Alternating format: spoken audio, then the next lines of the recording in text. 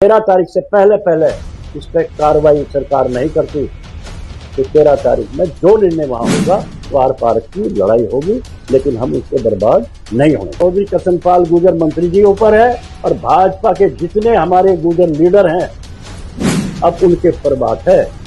अगर तुमने बुलडोजर ना रुकवाने का काम किया, अगर तुमने उस कानून को स्थगित ना करवाया गया सुप्रीम कोर्ट के, अगर तुमने उस जितना नुकसान हुआ उसके सरकार द्वारा भरपाई ना कराई गई तो फिर आप गुंडागर्दी है।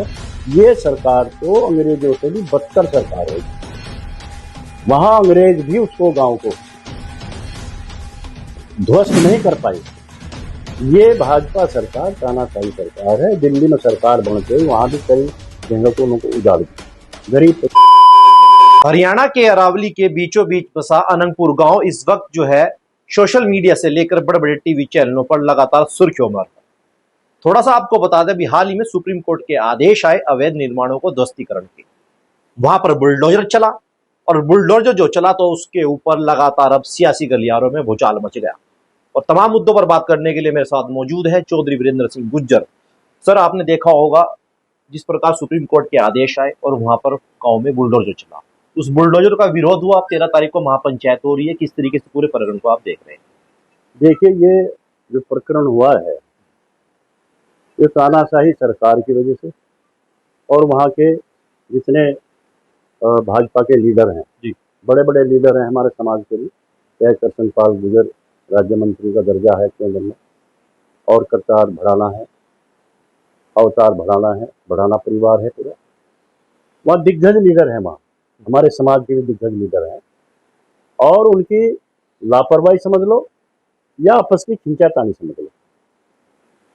जब ये प्रकरण वहां विधायक के द्वारा उठाया गया तभी इसको रोकना चाहिए। जब ये सुप्रीम कोर्ट में गया, न्यायालय में गया, तभी इसके खिलाफ उन लोगों को जाना चाहिए। उनकी लापरवाही के कारण और भाजपा की तानाशाही के कारण इस ऐसे ऐतिहासिक गांव जो 1300 साल पहले से सम्राट अनंत पाल तंवर के द्वारा बसाया गया, दिल्ली बसाई गई, ये गांव भी उनके नाम से बसाया गया, ऐसे गांव को उजाड़ना ये देश के लिए और इतिहास के लिए बहुत ही दुर्भाग्यपूर्ण, तो गलत हुआ है जहां तक भी हुआ है। और जिसकी में कमी है ये सबके सामने 13 तारीख को वहां आ जाएगा, पंचायत में पता लग जाएगा कि किसकी कमी रही है और क्या क्या कारण इसका रहा है। साफ तौर से आपने भी अगर सुप्रीम कोर्ट के आदेश देखे होंगे, उसमें दिखाया गया है कि ये वन विभाग की जमीन है और इसको जानबूझकर जो है कब्जे किए गए हैं अतिक्रमण, उनको ध्वस्तीकरण करने के लिए ऐसे आदेश हैं। वो सुप्रीम कोर्ट के आदेश को आप कैसे देखें? देखिए, सुप्रीम कोर्ट के आदेश, सुप्रीम कोर्ट में जो तथ्य लोगों ने दिए हैं, नेताओं ने दिए, वहां एक पक्षीय कार्रवाई, उन लोगों से बात नहीं की गई जो गांव के लोग हैं, जिनके गांव में पूरे सैकड़ों साल से वहां मकान है। कम से कम उनसे चर्चा करनी चाहिए थी, उनकी भी सुननी चाहिए थी। लेकिन एक पक्षीय कार्रवाई कर दी गई और एक पक्षीय कार्रवाई करके सुप्रीम कोर्ट ने आदेश पारित कर दिया। हो सकता है ऐसा कौन सा गांव है जिसमें जोड़ ना हो, जिसमें ग्राम समाज की अलग से जमीन ना हो। हर गांव में कहीं ना कहीं थोड़ा बहुत है, लेकिन ऐसा नहीं है जो सैकड़ों साल का गांव बसा हुआ है वो पूरा का पूरा ही ग्राम समाज का या वन विभाग का होगा। हमारा गांव है, अगर कोई हमें आके कहे कि अपने घर का बैनामा दिखा दो, आप अपने मकान का बैनामा दिखा दिए, तो हमारे मकान का बैनामा तो है ही नहीं। पता नहीं सैकड़ों साल से कब से बसा हुआ है। किसी गांव में मकान, जो पुराने मकान है, जो गांव बसा हुआ है, उसका बैनामा किसी के पास है ही नहीं। तो वहां भी इसी तरह से है, जहां 1300 साल पहले बसा हुआ है उसके अगर निकाल लिया जाए कब से बसा हुआ है, क्या बसा हुआ है, तो सुप्रीम कोर्ट भी उस ऐसे आदेश को ना करता, लेकिन एक पक्षीय कार्रवाई करके और वहां ध्वस्तीकरण का काम शुरू कर। लेकिन चौधरी साहब, सबसे बड़ा एक अहम सवाल यह है कि कुछ बुजुर्गों की हमने वीडियोस देखी हैं, तमाम हमने समाचार पत्रों में पढ़ा है, जिन वो बताते हैं कि हमारे पूर्वज यहाँ पर हजारों वर्षों से रहते थे, लेकिन मौजूदा दौर में टैक्स वहां पर आता है, बिजली के बिल वहां पर आते हैं, तमाम ऐसी सुविधाएं हैं। मुद्दा अभी क्यों गरमाया है? देखिए, अभी इन्होंने, देखो मैं सच बात बता रहा हूँ, ऐसा नहीं कि वहां अनंतपुर गांव में ही यह हुआ। ये भाजपा सरकार तानाशाही सरकार है। दिल्ली में सरकार बन के वहां भी कई जगह को उनको उजाड़ दिया, गरीब परिवारों को उजाड़ने का काम शुरू कर दिया। ऐसे ही वहां कर, इसमें किसी की सुनवाई नहीं है, ना पंचायत की सुने, ना धरने की सुने, ना प्रदर्शन की सुने, ना कोई सुने। इनकी अपनी तानाशाही है, अपनी गुंडागर्दी है। ये सरकार तो अंग्रेजों से भी बदतर सरकार होगी। वहां अंग्रेज भी उसको, गांव को ध्वस्त नहीं कर पाए। ध्वस्त किया है 1857 क्रांति में, वो लोग लड़े हैं, मरे हैं, लेकिन ऐसा नहीं कि वो गांव वहां से उजड़ गया, फिर उन्होंने वहीं बसे। और इस सरकार ने बिल्कुल ही लंगोटा पीट लिया है, एक पक्षीय कार्रवाई कर रही है, किसी की सुनवाई नहीं है। और हमारे जो लीडर हैं, पता नहीं किस कारण से, मैं उनको लीडरों को ये नहीं कह सकते वो कमजोर हैं या बोलने वाले नहीं है या लड़ने वाले नहीं है, लेकिन क्यों आप वो इतना बड़ा अन्याय और जुल्म के खिलाफ भी खड़े नहीं हुए और वो दब्बू बन के सरकार के पक्ष में खड़े हैं। वो सरासर गलत है। उन्हें सरकार के पक्ष में खड़ा ना होकर सरकार से जवाब मांगना चाहिए। लेकिन एक बयान हो रहा है, केंद्रीय राज्य मंत्री कंवरपाल गुर्जर का, वो साफ तौर से कह रहे हैं कि मैं इन चीजों का विरोध कर रहा हूं और किसी भी तरह की बुलडोजर कार्रवाई नहीं होगी, उचित लोगों पर कार्रवाई होगी, सभी पर कार्रवाई नहीं होगी। लेकिन कुछ जनता का यह भी कहना है कि एक तरफ कंवरपाल गुर्जर ये कहते हैं, मंत्री की आश्वासन देते हैं कि कार्रवाई नहीं होगी, मगर अगले दिन ही फिर जेसीबी वहां पर जाकर खड़ा हो जाता है। वो कैसे देखते हैं? यही तो बात गजब है। जब वहां शुरुआत में बुलडोजर आए, वहां ध्वस्तीकरण हुए, हाँ। और वहां हमारी महिलाओं के, बच्चों के जबरदस्ती घरों से निकाल निकाल के बाहर रोते बिखलते वहां अन्याय जुल्म किया, तो पूरा का पूरा गांव कृष्णपाल गुर्जर के निवास पर गया, अपनी विस्ता बताई, और उन्होंने आश्वासन दिया कि नहीं होगा, कोई बुलडोजर नहीं जाएगा। वो फिर भी गए, फिर दोबारा गए लोग, फिर उन्होंने पक्का आश्वासन तो दिया कि आज के बाद कोई बुलडोजर नहीं आएगा, कोई मकान ध्वस्त नहीं होगा, और उसके बाद कोई वहां नहीं गया। लेकिन अब नहीं गया। जब कानून पास हो रहा है तो 6 महीने में जाएगा, 1 साल के बाद जाएगा। जब तक वो कानून निरस्त ना हो, सुप्रीम कोर्ट के आदेश निरस्त ना हो, तब तक क्या भरोसा इसका। और उनके मकान, जिनके हजारों करोड़ों रुपए का नुकसान हो गया गरीब लोगों का, सरकार उनकी भरपाई ना करे, तब तक क्या न्याय है। तो मैं आपके चैनल के माध्यम से फिर यही बात कहना चाहता हूं, चाहे हमारे चौधरी कृष्णपाल गुर्जर जो राज्य मंत्री हैं केंद्र सरकार में, चाहे करतार भड़ाना जी हो, जो करतार भड़ाना जी ने जो बयान देकर लोगों को विचलित कर दिया कि बाहर से आने वाले लोग मेरे गांव को बर्बाद ना करें, यहाँ का राजनीति ना करें, अपने गांव को हम खुद बचा लेंगे, खुद बचाने का काम करेंगे, आपकी आने की यहाँ जरूरत नहीं है। ऐसे बयान देने का काम कर रहे, क्या इसमें सियासत की बू नहीं आ रही? क्या इसमें कहीं ना कहीं ये नहीं आ रहा कि वो लोग, भारतीय जनता पार्टी के नेता, अपने सरकार को बचाने का काम नहीं कर रहे का? लेकिन बचने वाला सरकार नहीं है। और ये अगर वहां 13 तारीख से पहले पहले, 2 दिन है वो, 13 तारीख से पहले पहले कानून निरस्त नहीं होता और उनकी भरपाई सरकार के द्वारा आदेश पारित नहीं होते, तो 13 तारीख में पूरे हिंदुस्तान का गुर्जर सर्व समाज को साथ लेकर वहां पहुंच रहा है।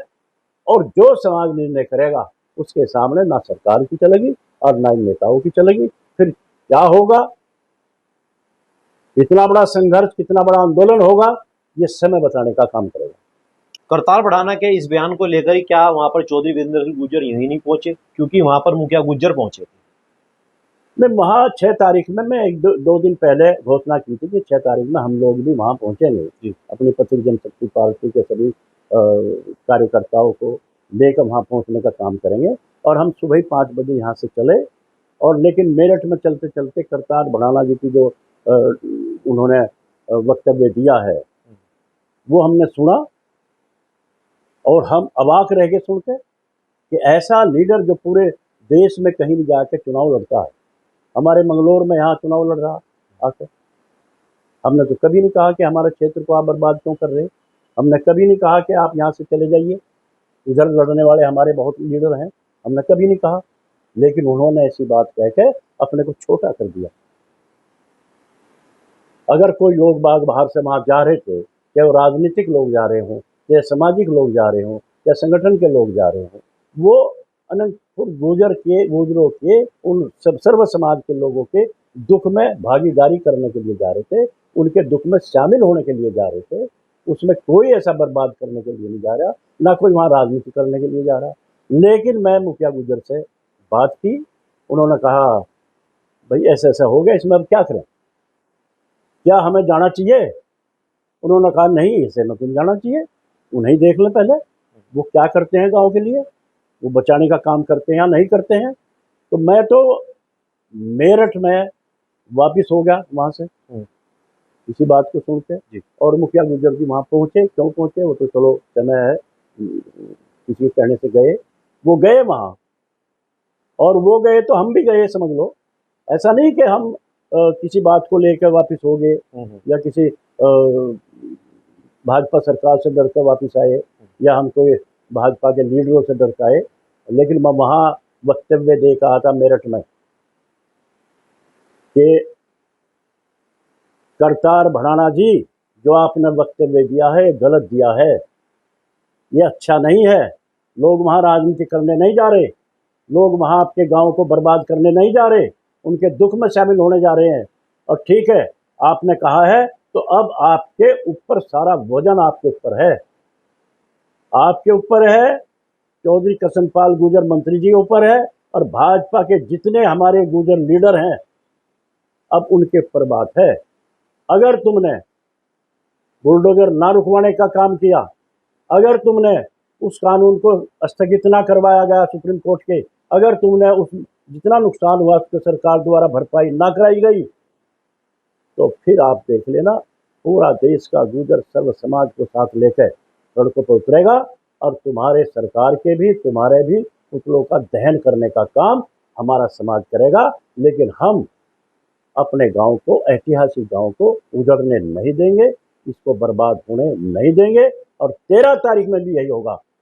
अगर 13 तारीख से पहले पहले इस पर कार्रवाई सरकार नहीं करती, तो 13 तारीख में जो निर्णय वहाँ होगा वो आर पार की लड़ाई होगी, लेकिन हम उसको बर्बाद नहीं होने देंगे। चौधरी साहब, एक आखिरी सवाल, आपका एक सोशल मीडिया पे एक वीडियो वायरल हो रहा है, उसमें आप साफ तौर से मोदी जी को टारगेट कर रहे हैं, और आपने उस वीडियो में भी कहा कि भागने की जगह नहीं मिलेगी, क्योंकि एक दौर वो था कि जब प्रधानमंत्री आपसे खुद मिलने के लिए आए थे और आप लगातार भाजपा का गुणगान क्या करते थे, उस बयान को कैसे देखते? देखिए पुरुषोत्तम जी, बड़ा दुख है इस बात का। जितना विश्वास हमने भारतीय जनता पार्टी पर किया था और माननीय प्रधानमंत्री नरेंद्र मोदी जी पर किया था, यहाँ उत्तर प्रदेश में योगी जी पर किया था, अमित शाह जी पर किया था, बहुत विश्वास था, बहुत लड़ाई लड़ी हमने पूर्व सरकारों के खिलाफ, बड़े हजारों हमारे कई बार जेल भी गए और दर्जनों मुकदमे आज भी कायम है, रासुका तक लगी। और मोदी जी ने आगरा की रैली में हमें सम्मानित भी किया, 3 लोगों को, वीरेंद्र सिंह गुर्जर को, संजीव सोम, सुरेश राणा मंत्री जी को, सबको किया। लेकिन अब जो बात आई है दूसरे टर्म में, जो बात चल कर आई है, तो ये बात चल कर आई है कि देश को अगर भाजपा सरकार रही तो देश को बचाने वाला कोई नहीं है, देश बर्बाद की तरफ से। हिंदू मुसलमान पे चला गया देश, जातियों में लड़ाने का काम कर दिया, ऐतिहासिक चीज को खत्म करने का काम कर दिया, ये सारा का सारा बर्बाद करने का काम कर दिया। तो अगर वो उन पे कोई इस तरह की मशीन है कि लोग वोट कहीं दे रहे जा रही भाजपा पे, और इस तरह से सरकार आप बना लेंगे, तो मैं वो बयान इसलिए दिया था कि सरकार भले ही बना ले, लेकिन जनता बहुत बड़ी है, 140 करोड़ की जनता है। अगर यह खड़ी होगी, आपके इन सारे कारनामों को देख के जनता खड़ी होगी, सड़कों पर आ गई, तो मोदी जी आपको बचने का रास्ता नहीं है। जिस तरह से बांग्लादेश से वहाँ से जनता ने भगा के और वहाँ के प्रधानमंत्री यहाँ हमारे हिंदुस्तान में छिपने का काम किया, अब तुम रास्ता देख लो, जब जनता 140 करोड़ खड़ी होगी सड़कों पे तो तुम्हें रास्ता नहीं मिलने का कहीं भागने का। ये मैं कहा फिर आपके माध्यम से कह रहा हूँ कि इस तरह से आप ऐतिहासिक गांवों को बर्बाद करोगे, जातियों को लड़ाओगे, हिंदू मुसलमान को लड़ाओगे, देश को बर्बाद कर दोगे। जनता, हमारे नौजवानों को रोजगार नहीं है, शिक्षा नहीं है, बर्बाद हो गया देश पूरा का पूरा। अगर इस तरह करेंगे तो सारी जनता सड़कों पर आके तुम्हें भागने का रास्ता नहीं है। मोदी जी अब भी सिमट जाओ, इस देश को बचाने का काम कर लो, लोग आपके साथ रहेंगे। अन्यथा भाजपा सरकार का भी साफ है मामला और आपको भी कोई बचाने वाला नहीं। चलिए, बहुत बहुत शुक्रिया हमारे अपना कीमती समय देने के लिए। तो ये थे प्रतीक जनशक्ति पार्टी के अध्यक्ष चौधरी वीरेंद्र सिंह गुर्जर, जिन्होंने अनंतपुर में हुई घटना को लेकर तमाम मुद्दों का बेबाकी से जवाब दिया। आज के लिए फिलहाल इतना ही।